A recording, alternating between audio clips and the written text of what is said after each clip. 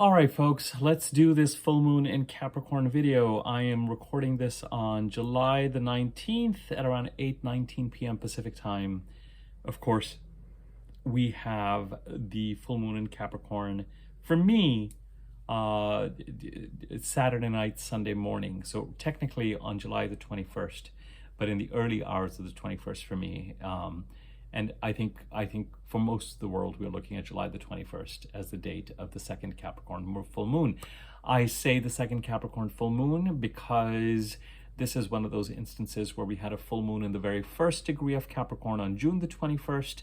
And because there are 28 degrees separating full moons, this is one of those instances where we have a second full moon in Capricorn 28 days later in the last degree of Capricorn.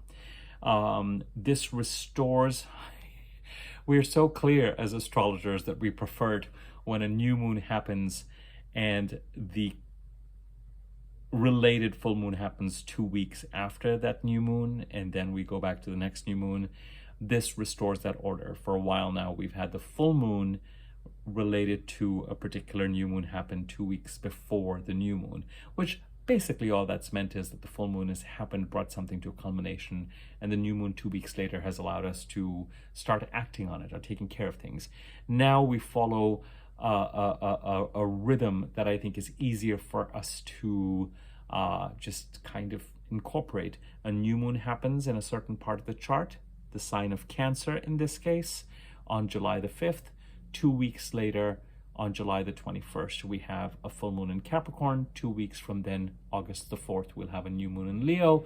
2 weeks from then, August the 18th, we're going to have a full moon in the sign related to Leo, Aquarius, the opposite sign from Leo. And so we're going to have the new moon and the full moon in the opposite sign 2 weeks after. And so it restores that balance. This particular full moon is conjunct Pluto. So the sun is in the very last degree of Cancer. The moon is in the very last degree of Capricorn. Pluto is in the very first degree of Aquarius. So the sun and Pluto are, for all intents and purposes, opposite each other. The sun and moon are absolutely opposite each other, which is what creates a full moon. So we have a full moon conjunct a full Pluto, which means that the disk of these planets is fully the light of the sun is shining on the full disk that is visible to us. Now, Pluto is not visible to us on the naked eye, but astrologically, energetically, we have a full Pluto, and I'll talk about that in a second. So we've got the sun, last degree of Cancer, moon, last degree of Capricorn, Pluto, retrograde, first degree of Aquarius. So it's a full moon conjunct Pluto just about by a degree. They're not far from each other. The sun is also trining Neptune in Pisces, in the very last degree of Pisces. And the full moon is actually trining Mars and Uranus in Taurus. Now, Mars tomorrow, before the full moon enters Gemini. So the full moon is going to trine Mars in Gemini and trine Uranus on its way to becoming full. Uranus is in about 26 odd degrees of Taurus. And of course, Mars is absolutely, now Mars entering Gemini means that right after it enters Gemini, it's going to trine Pluto. And we already in my last video talked about the fact that Uranus and Pluto are starting to do their dance around trining each other between 2026 to 28, and at this point in time they're in a 5-degree orb within that trine. Now we as I said in yesterday's video, we can't take that trine too seriously right now, but we can't completely ignore it either. It's a building trine, and it's a lovely thing. Trines are harmonious flows of energy. As I said, it's like taking a hose that may be at a 90-degree angle and putting it at an angle where the water and the energy can actually flow and support each other.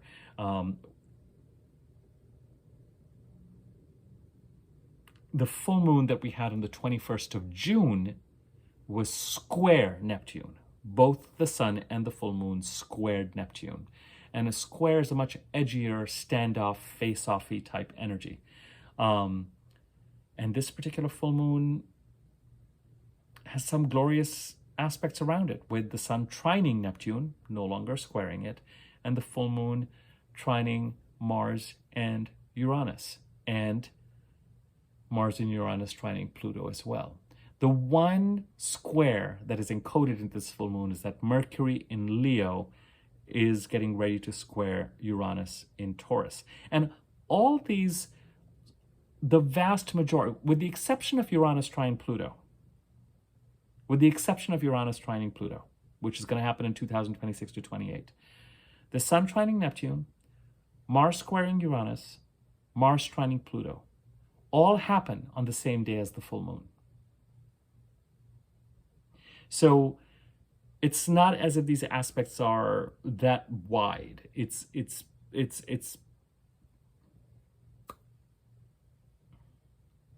they're there.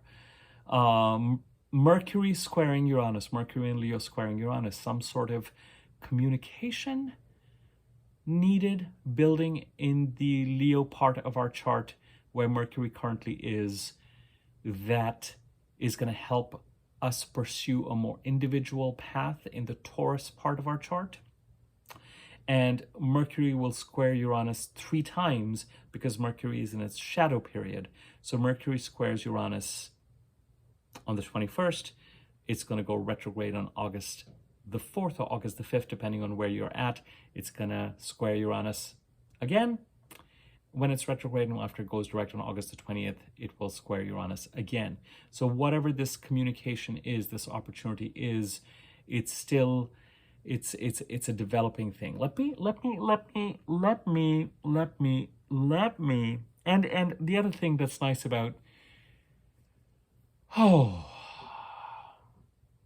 I was starting to get into rulerships and dispositorships, but I'm going to make that the last point because it's not the most important thing I want to say about this full moon. First and foremost, it's a full moon. Emotions might run high. Full moons are notoriously not a time to... They're a time to pay attention to what is coming up. They are an emotional and instinctive reaction.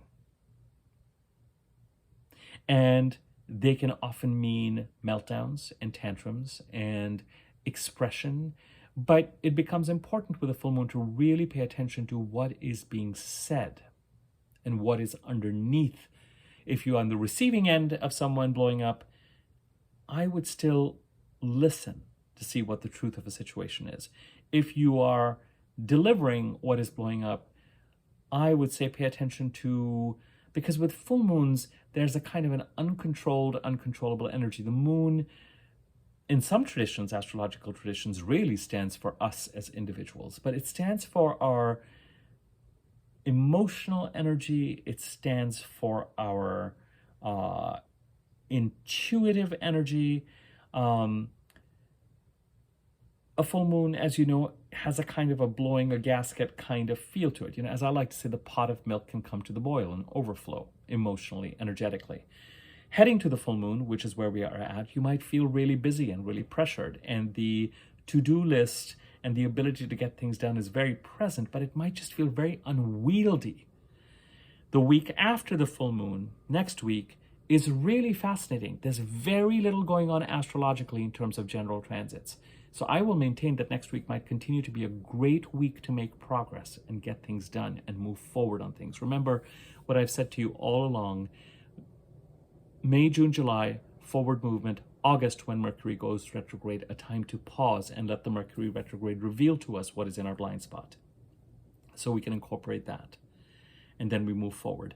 The fact that this is a second full moon in the same sign and the first full moon on June the 21st was edgier may make this particular second full moon also very prone to culminations and resolutions, also because of the trines surrounding it.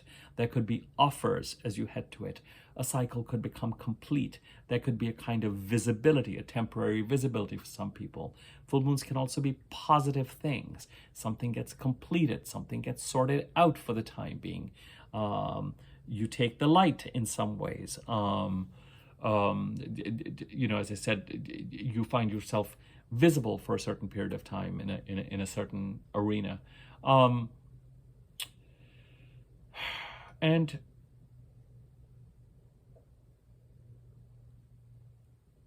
it's as if the first full moon of June 21st was a reaction to the edginess that was present in a lot of June. And since that time, over the past 4 weeks, we may have felt much more inclined to get back on the horse and get moving on things in the overall direction that we're trying to move in and move towards.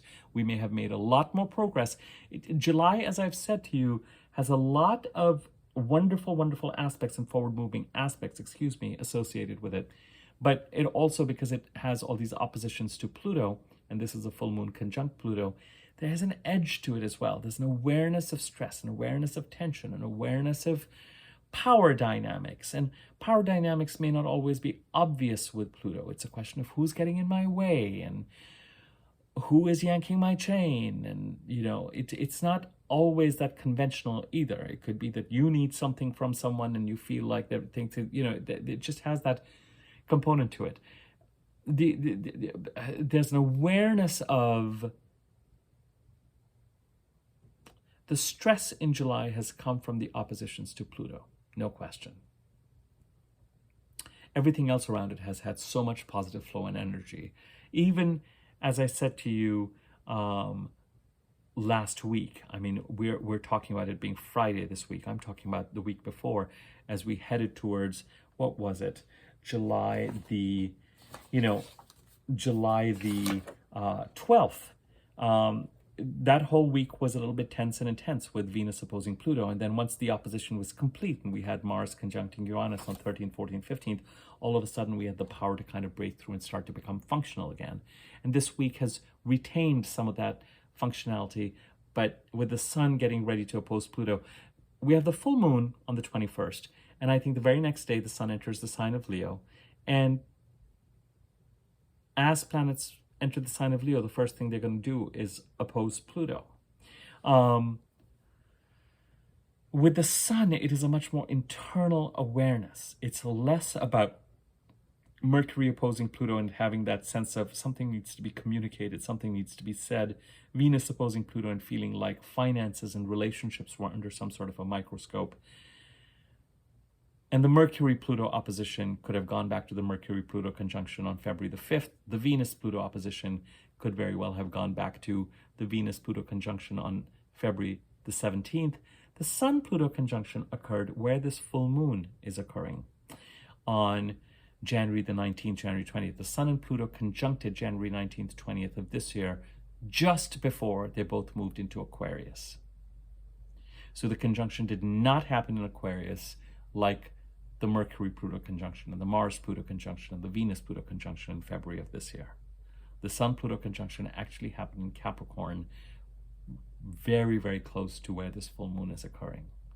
And as the Sun prepares to oppose Pluto and oppose the full moon, making it full and making Pluto full, you might feel going back to January 20th as if we're reaching a kind of a culmination or a tipping point somewhere, and a kind of a full awareness of what has been transforming since then in the Capricorn, but also the Aquarius parts of the chart. Because all Pluto has done this year is gone into Aquarius, barely gone to the second degree, gone retrograde, and is slowly moving its way back.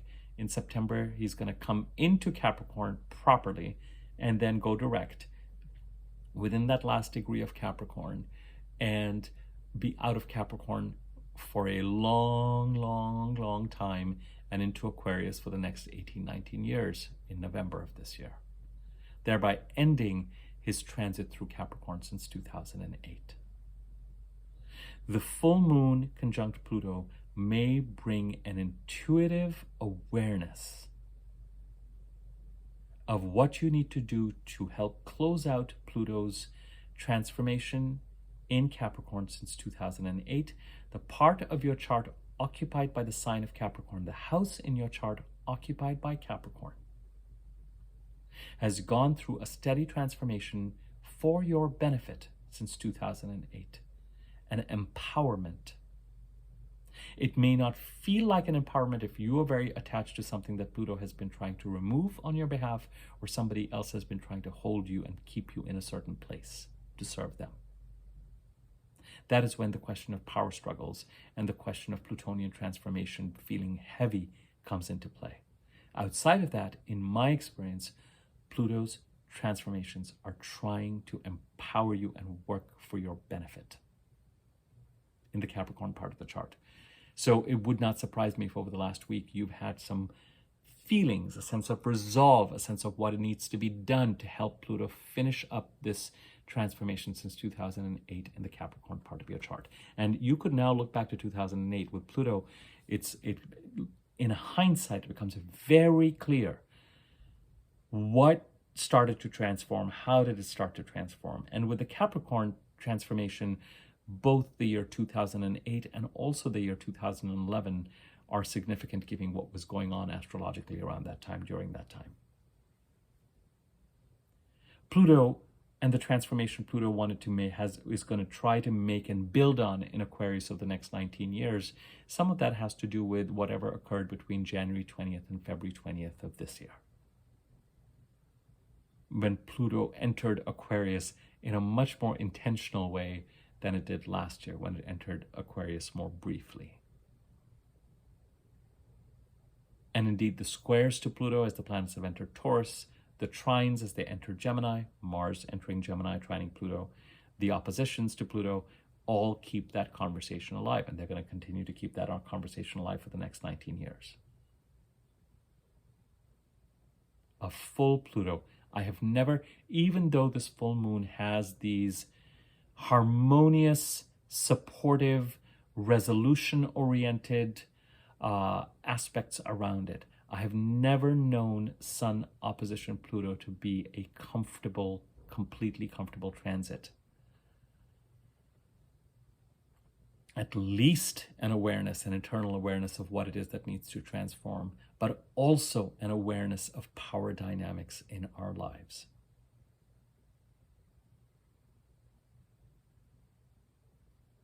I don't know that the Mercury opposition Pluto, the Venus opposition Pluto, the Sun opposition Pluto have necessarily played havoc into our lives over the last couple of weeks, or that the Sun opposition Pluto will do so.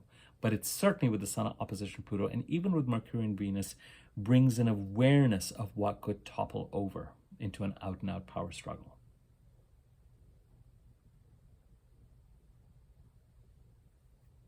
But within the context of that power struggle, it might also give you very strong and very powerful clues around what it is that Pluto is trying to, what is on the agenda for Pluto as he starts for good his transformation through Aquarius after November of this year. Already since January the 20th, he has been in Aquarius making his presence felt.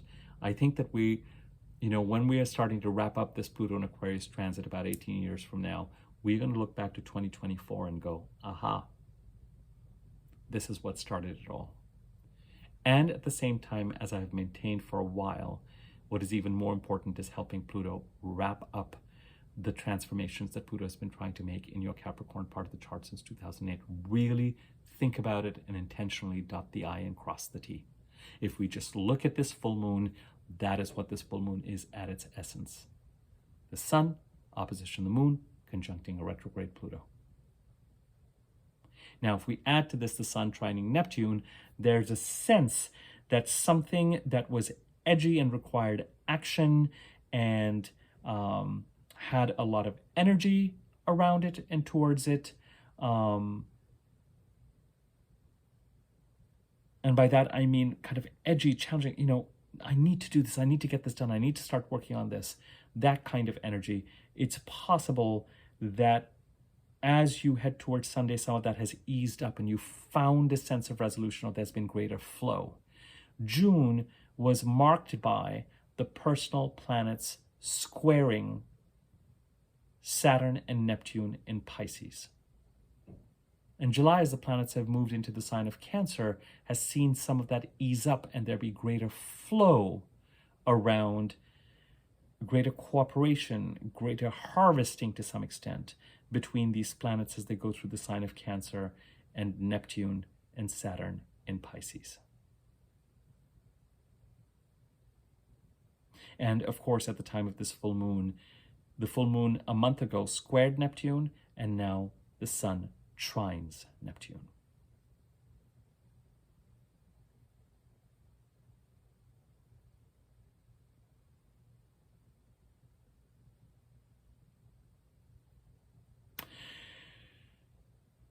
With Mars and Uranus trining Pluto and trining the full moon,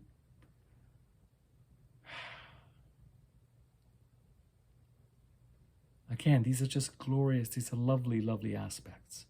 The planet of energy and action and pursuing goals and setting boundaries, and the planet that,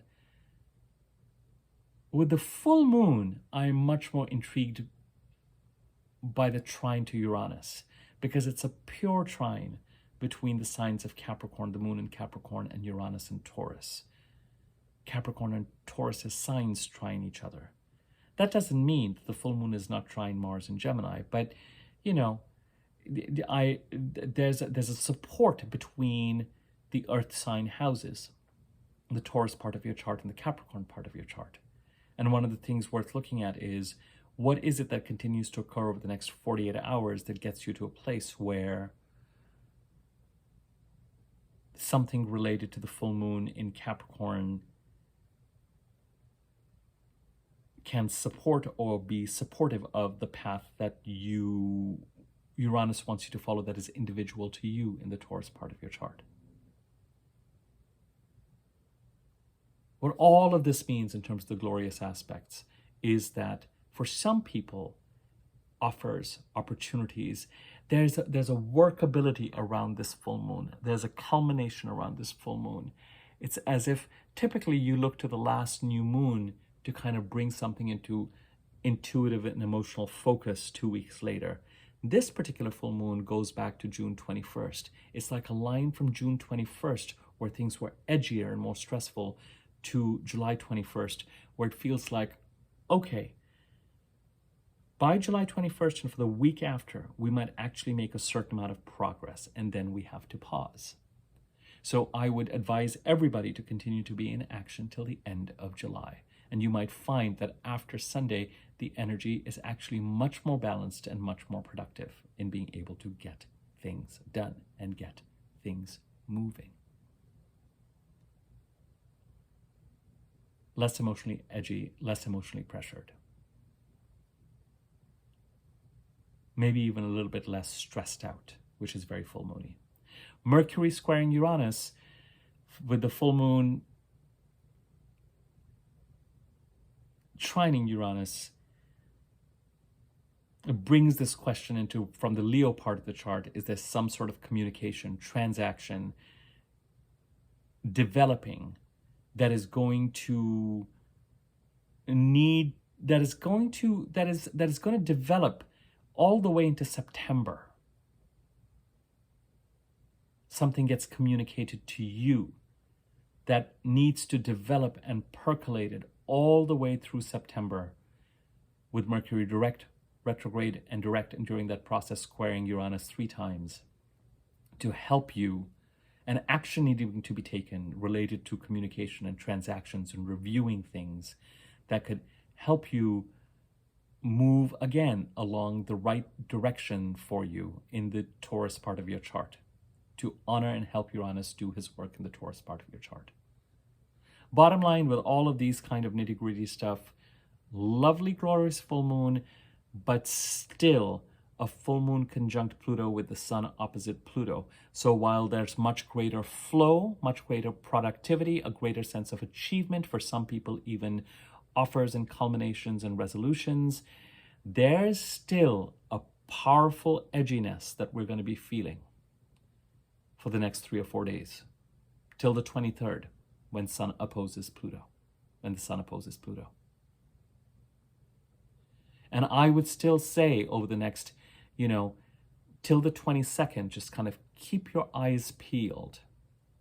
Enjoy the flow of energy, but keep your hands on the steering wheel. And if you or somebody else has an eruption of some kind, just kind of pay attention to, with full moons, it becomes really important to try and tune into where someone is at emotionally and what's really going on for them emotionally.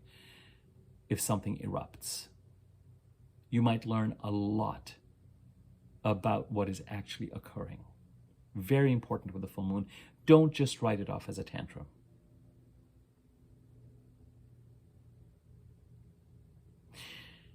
The final thing I want to say about this full moon, wow, this might actually be a very short and very focused video. The final thing I want to say about this full moon is that understand its place within two narratives. Well, maybe not. I'm getting started on two narratives. One is that remember that at the end of 2023 and the beginning of 2024, we had Mercury retrograde in Capricorn. Actually, it was in December that we had Mercury retrograde in Capricorn. Mercury went direct on January the 1st. And since December the 22nd, we had a communication cycle in Capricorn that lasted all the way into April. I did a video, I'll put a link to that when I process this one, that looked at all the remaining Capricorn energy of the year, a couple of videos, and I pointed out to you that even though by the time we were heading to February and Capricorn season was done, the sign of Capricorn actually plays a very important role this year in 2024. Not only did we have a communication cycle that lasted all the way to April, we have 2 full moons in Capricorn, and then we have Pluto coming back into Capricorn to wrap up its transit between September and November. Considering that all of our eyes and attention are on things like Saturn and Pisces and Jupiter and Gemini and the eclipses moving from Aries to Pisces, to the naked eye, the sign of Capricorn seems one of these kind of benign parts of the chart. Yeah, we have 2 full moons, so what? And yeah, we had this, but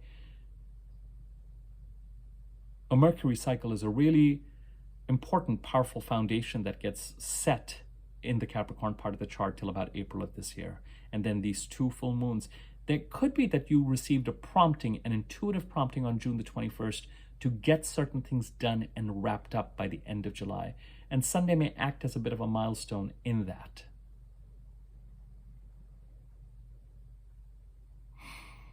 And then Pluto coming back into Capricorn September to November to kind of close out its transformation. This full moon is a milestone in that narrative.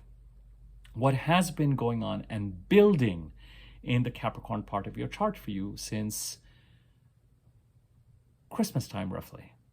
A little before Christmas time, but especially in January, February, March, what was growing, what foundation was being laid, what did it have to do with communications and technology, Mercury-related things, transactions. Were you prompted to do and take care of something related to that around June the 21st, where it felt like, oh, I need to take some action around this? Can you make some progress around getting to a certain peak or a culmination over the next 2 days, but also over the next 9 days or so, 10 days or so by the end of July, so that you're ready and prepared for Mercury retrograde? Certain things have been checked off with an awareness that as we proceed into the second half of the year, whatever's left in your mind to complete the Plutonian transformation since 2008 in the Capricorn part of the chart can also occur. The second narrative that I don't want you to lose sight of is, yeah, we've had 2 full moons in Capricorn, and some of us may have certain culminations or offers or something that we're responding to by Sunday. But there's a larger narrative at work with the eclipses that started in April of last year, 2023, and goes till the end of the first week of June of next year. So whatever's happened in May, June, July as part of this 3-month period of forward movement, followed by August giving us pause, and then we take things up again in September and run into October the 2nd, an eclipse of release in the Libra part of the chart. Then in the middle of November, Mercury retrograde. Then starting in December, a Mars retrograde. Then in March and April of the following year, a Venus and Mercury retrograde, until we're done with, there's an acceleration after September of this year to June of next year that has its complexity.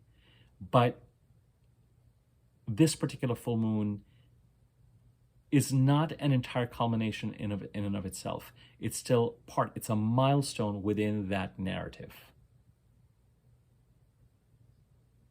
If you have Mercury retrograde in your birth chart, you may pause less during August. You may be a lot more decisive. For the rest of us who have Mercury direct in our birth chart, that was for people who have Mercury retrograde in your birth chart.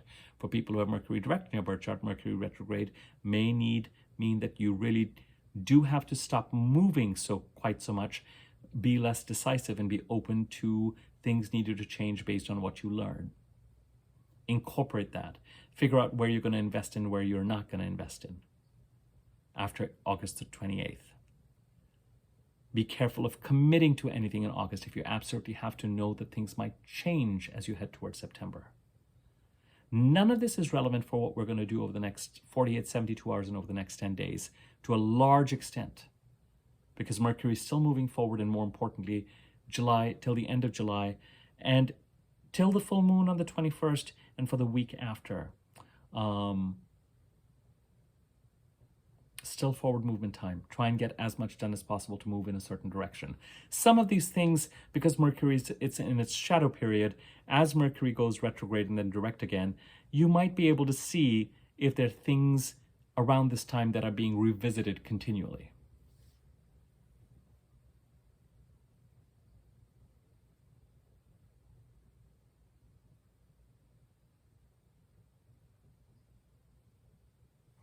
And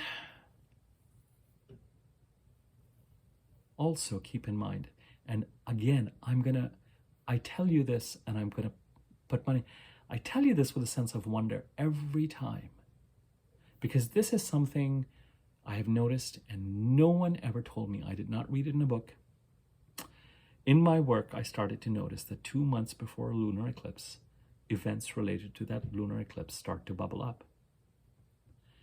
And whether we hear of things like very eclipsy things, like the sheer number of increase of famous people passing on over the, since July the 10th or so, or eclipsy things happening, significant changes. I mean, I'm thinking even in terms of the election and what is going on both sides of the parties. And if you really know the candidates, or if you know your own chart, let's just bring it back to ourselves, and you know where the sign of Pisces is in your chart and what house that occupies, then I'm practically willing to put money on the fact that the week before and after July the 17th, or if you want to think of it as the week before and after July the 21st, for me it's the 17th for whatever reason. It's the most bizarre, makes no sense, haven't read it, but I see it all the time. Week before and after July the 21st. Till the end of July, let's just say that till July the 24th to 27th, we may still be looking at eclipsy events occurring. Portents of change.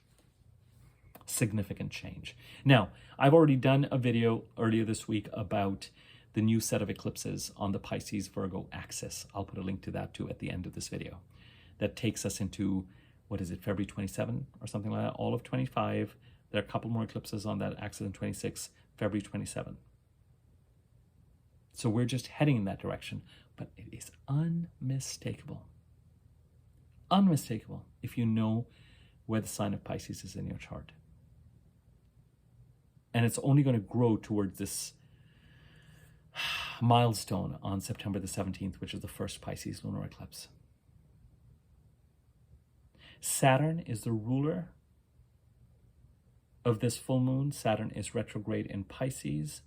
Pisces is ruled by Jupiter and Neptune. Neptune is one of the dispositors in this chart. Neptune has played an important role in both Capricorn full moons. June the 21st, July the 21st. June the 21st, we may have felt that we needed to take some action related to the Capricorn part of our chart to help stabilize, either concretize plans, if we want in the Pisces part of the chart to move in a more spiritual or artistic direction, or if we've been dealing with a certain amount of fogginess or loss or deception, or an inability to concretely manage our affairs in the Pisces part of the chart, we may have felt a strong urge around the 21st of June to start to take action around it. Until the end of July, indeed even over the next 48 hours, 48 to 72 hours, we may take some action and some culmination that goes back to something that we felt like we wanted to push into existence since then, might occur over the next 72 hours or till the end of July. The Sun trines Neptune at the time of this full moon, on the day of this full moon. Jupiter's in Gemini. Gemini is ruled by Mercury. Mercury's in Leo. Leo is ruled by the Sun. The Sun is in Cancer. Cancer is ruled by the Moon. The Moon is in Capricorn. So we have this very bizarre, wide, all over the place dispositorship, which does kind of make sense, between the Moon and Saturn and Jupiter and Mercury and the Sun and the Moon. As we head to July the 21st, there is this sense of somewhere starting the process of bringing May, June, and July to a close. Whatever it is that we've been able to, whatever those 3 months mean to us as part of this larger narrative from April 23 to June 25. But I'm going to insist that you have till the end of July, and particularly all of next week, to make progress. Some of these things may come up for revision, but when Mercury retrograde occurs, it's less about the events that occur during the shadow period and more, it's bigger than that in terms of what is revealed. Sometimes, as I've said in my Mercury retrograde shadow period video recently, it can have to do with projects and things that came up during other Mercury retrogrades. Sometimes it's more all-encompassing. Sometimes it's what has been being discussed since May, June, and July, where we don't know all the facts. And can then be made more available to us? Well, Mercury, it's not a question of can. Mercury, and especially as we head towards August the 4th and August the 28th, it could be things, very often things may come up when Mercury is going retrograde that give you pause and that have a Mercury retrograde feel to them. And I'm not talking about the general Mercury retrograde stuff that is bound to happen.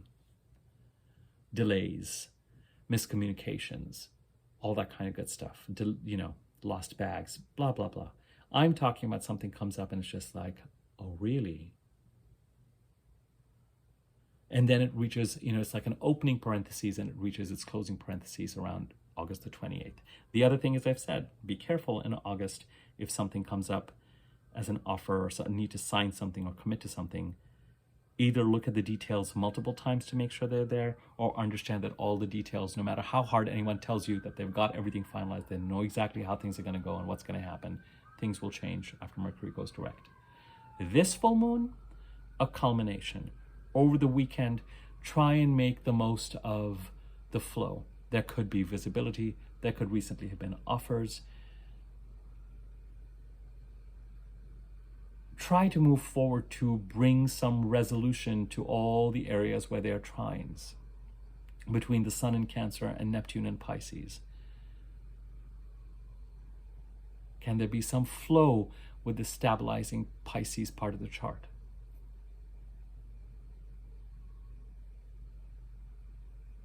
With Mars in Gemini trining Pluto in Aquarius. That is a powerful, action-oriented, transformation action-oriented aspect where Jupiter's trying to create end a 12-13-year cycle and start a 12-13-year cycle in the Gemini part of your chart. Now, the rest of Mars's transit through Gemini is going to be challenging in August because he is going to square Saturn and Neptune. He's also going to conjunct Jupiter, which is lovely and dynamic. But August is also marred by the fact that Jupiter himself is going to square Saturn. Not fun. We're going to talk about August later. There's I'm bringing up August a lot in this reading because there's a sense that August is around the corner. And I'm doing this to some extent to really insist and bring home to you how important these last 11 days in July are to try and move forward on things and get them done. And where you're going to have to surrender and you try to bring something to a close and then all of a sudden it had to be reopened in August. And you know, this is a terrible, terrible imagery, but it's the imagery that's coming to my mind. And I'm trying to, you know, it's like, let's just, rather than use it where it was coming up for me, it's a little bit like when you are repairing a pair of jeans or some clothes, and you're repairing some jeans or a pair of clothes, sorry, I got a notification that my battery is running low, and you stitch it. It could be that in August some of those stitches come undone, only in September for them to be repaired and finalized. I was seeing stitches coming undone from a healing perspective more in a kind of physical, and I've mentioned it so that I can have integrity with you guys in terms of the imagery I was getting, but let's just keep it to the clothes for those of us who are squeamish. I'm not, but you might be. Dynamic time over the past 4 weeks. Still an opportunity over the next 72 hours, but even over the next 10 days in the Capricorn part of the chart to really reach some sort of a culmination that could go back to January of this year. Pay attention to what it is that you want to finish up related to the Plutonian transit in Capricorn since 2008 by the end of this year. Make it a priority. Be very aware going back to January 20th, 19th and 20th, but also that time period between January and February 20th when Pluto first entered Capricorn this year and conjuncted with Mars, Venus, and Mercury. How some of those themes are coming back around right now, reaching a kind of an emotional crescendo or peak. Not a resolution maybe, to some extent a resolution, but a kind of an emotional, intuitive awareness of how we're really feeling about things that came up around that time. It's a full moon conjunct Pluto bringing emotional, intuitive awareness to this.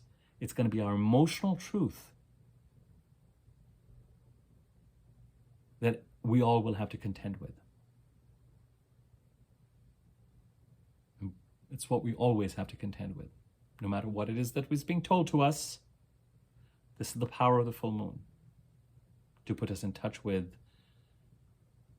how we really feel about something.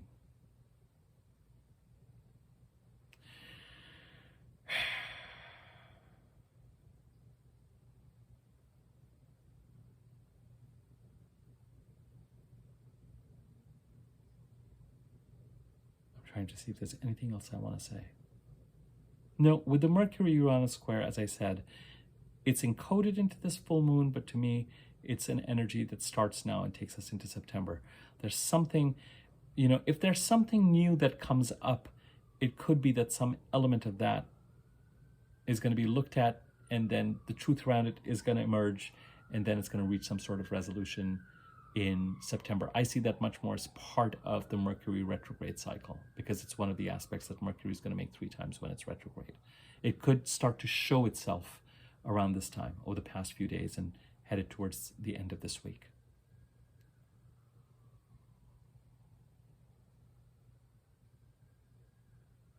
But the other sense of resolution is, and I'm saying this in summary, that you may have the June 21st full moon may have propelled you into a kind of action-oriented space, and you may reach some sort of a milestone around it by Sunday or heading next week, into next week, to the end of July. Try and wrap as much as you can by the end of July, knowing that the narrative, is not complete.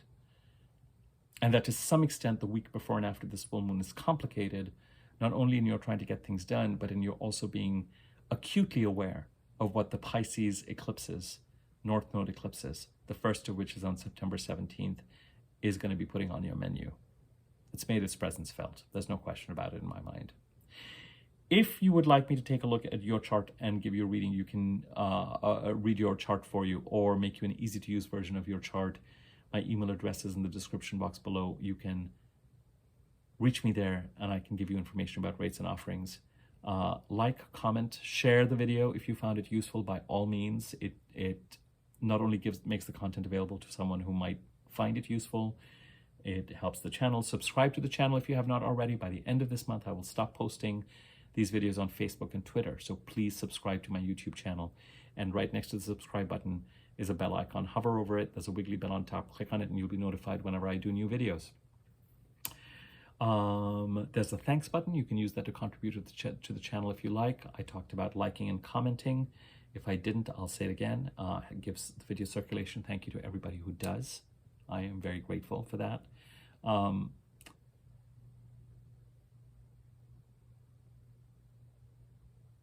Do your best to have a great weekend, while acknowledging that some part of it is going to be unsettled, and very aware of things that may go back to January 20th to February 20th and feel a little bit unset, that intuitive, wonderful aspects around this full moon, but the sun opposite Pluto,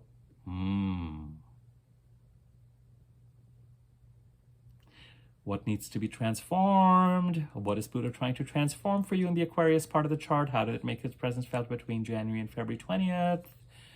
What are the obstacles to this transformation? Where are the power struggles? You'll be very aware of it, very aware of it. And if there are things that you want to get to, it might be a little unwieldy through Sunday, but then you have all of next week to continue to make progress, and I encourage you to do so. All right, I'm going to leave it at that. Take care, you guys. I think next I'm going to do a weekly overview, and it's not very complicated for next week, really. In fact, I have very little to say. It's unlike any other weekly overview I've done. There's like 2 things. But I'm just going to exhort you guys again to continue to be in action next week. Okay. More to follow.